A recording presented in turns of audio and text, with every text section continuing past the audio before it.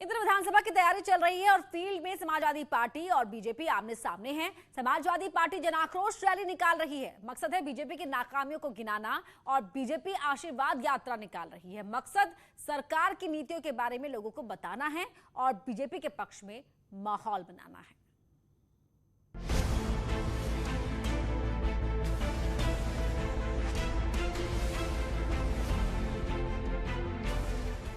विधानसभा सत्र चलाने के लिए यूपी सरकार सभी दलों के साथ बैठक कर रही है। सदन के कामकाज को लेकर एकमत बनाने की कोशिश हो रही है, लेकिन सदन के बाहर क्या हो रहा है ये भी देखिए। समाजवादी पार्टी यूपी में जन आक्रोश रैली निकाल रही है। प्रदेश के अलग अलग जिलों में महंगाई, बेरोजगारी के मसलों पर समाजवादियों ने हल्ला बोल प्रदर्शन किया। इस प्रदर्शन में समाजवादी पार्टी के साथ साथ महान दल के कार्यकर्ता भी शामिल थे। पीलीभीत, बीसलपुर में घंटों तक सरकार के खिलाफ नारेबाजी होती रही। इस दौरान प्रदर्शनकारियों ने रोड जाम कर दिया, जिसके बाद पुलिस और प्रदर्शनकारियों में नोकझोंक भी हुई।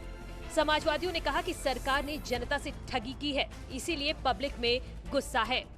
महंगाई खत्म नहीं हुई, महंगाई 3 गुना 4 गुना बढ़ गई। डीजल का दाम 43 रुपए वाले का 90 रुपए के ऊपर दाम हो गया। पेट्रोल जो 63 रुपए वाला था, इन 7 सालों में 107 रुपया हो गया। तो हमारी गाड़ियां आ रही थी, जो वाहन आ रहे थे जुलूस में शामिल होने के लिए, उन गाड़ियों को प्रशासन ने ये कहा कि चीनी मिल के ग्राउंड में डलवा दिया कि इससे अव्यवस्था सड़क पर फैल रही। जब आपका जुलूस शुरू होगा, आपके नेतागण आ जाएंगे तो आप निकाल लीजिएगा।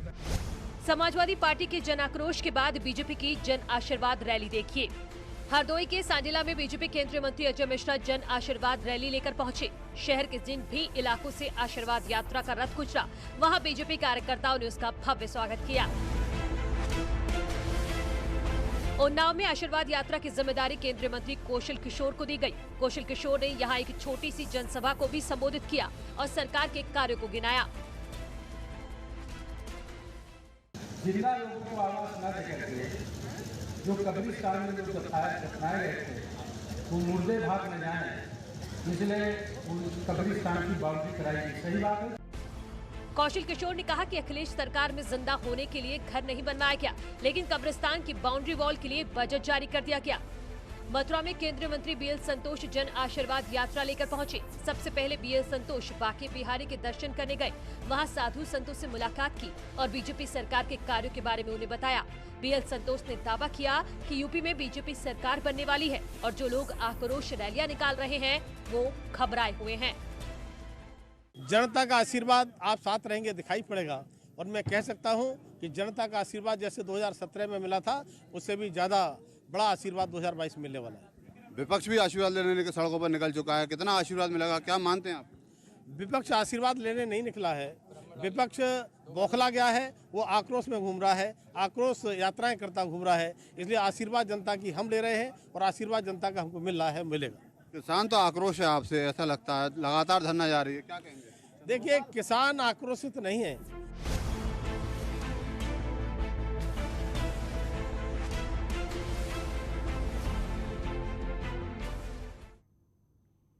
समाजवादी पार्टी और बीजेपी जब जनता के बीच जाते हैं तो एक दूसरे पर आरोप लगाते हैं। जन आक्रोश और जन आशीर्वाद यात्रा में भी दिख रहा है। अब जब इतनी राजनीतिक कड़वाहट है तो इस बात की क्या गारंटी है कि सदन में सब एक हो जाएंगे।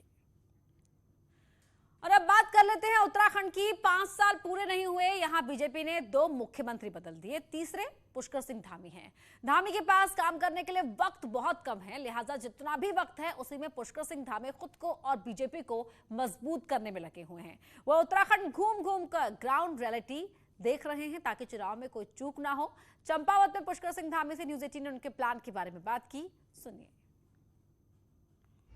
सीएम पुष्कर सिंह धामी की जो उड़ान है वो पहाड़ों की तरफ निकल चुकी है। आज पहला दौरा इनका जो यहाँ कुमाऊं का जो चंपावत जिला है यहाँ पर आए हैं, आज अमोड़ी से यहाँ से निकले हैं। तो देखते हैं कि ये जो उड़ान है आखिर विकास के जो लेकर मुद्दों की बातें कर रहे थे उसको लेकर सीएम धामी क्या कहते हैं। सर क्या कहते हैं?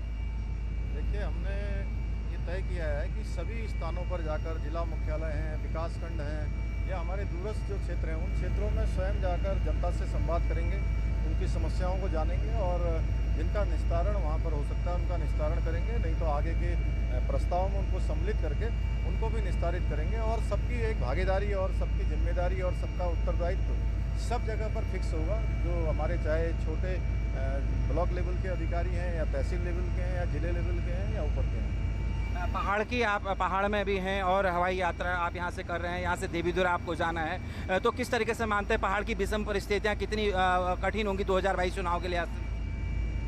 देखिए, देवीधुरा क्षेत्र में हमारा बहुत ही शानदार जो मॉडल कॉलेज है, महाविद्यालय है, मॉडल महाविद्यालय वहाँ पर बन के तैयार हो चुका है।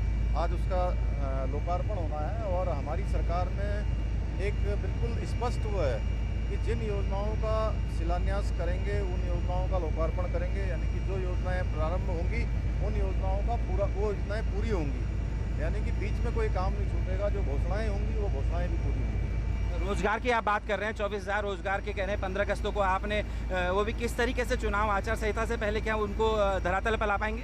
हाँ, निश्चित रूप से 15 अगस्त से कल से उनकी कार्रवाई प्रारंभ हो गई है। कल 17 पद सचिवालय में समीक्षा अधिकारी के और सहायक समीक्षा अधिकारी के निकले हैं। इस तरह से आप धीरे धीरे सब निकलते जाएंगे और अगले 2-3 महीने में काफ़ी सारी विज्ञप्तियां और काफ़ी सारे पद निकल जाएंगे। हमारी ये प्रक्रिया चालू हो गई।